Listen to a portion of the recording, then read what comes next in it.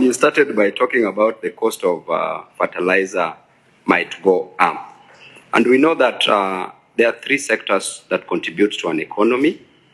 That is the service industry that contributes around approximately 65%. Then we have manufacturing and construction that contributes approximately 16%. Then we come to agriculture that gives us approximately 19% to the economy. If you raise the cost of fertilizer, Chairman, don't you think that the cost of food production or other production in agriculture is going to go high, and this is going to affect the common mwananchi because the price of the goods that are going to be produced are going to be high, and thereby killing this agricultural sector that contributes 19% to our economy. Number two, Chairman, we talked about the imports. Kenya currently imports approximately 80% of all the goods that we consume, ranging from toothpick to tissue papers that we can locally produce, going to foodstuffs and other goods that we import.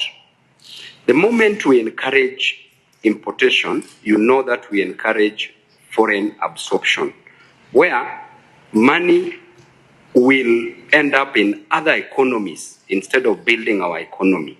So don't you think, Chairman, that we need to encourage domestic production where we manufacture locally so that we increase higher demand for these goods because their prices will be low and their demand will be high, thereby the government can collect more revenue.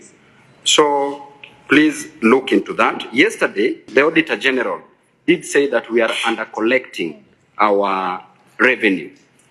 With that in mind, how are we going to work on the current finance bill to finance the current budget without borrowing and introducing more taxation, taking into account, Chairman, that last year we saw and we were in a very precarious situation where the Gen Z-led revolution almost brought this country to its knees because they had nowhere to turn to, nowhere to run to, because there were high taxes which were introduced in the previous finance bill that was almost signed into an act.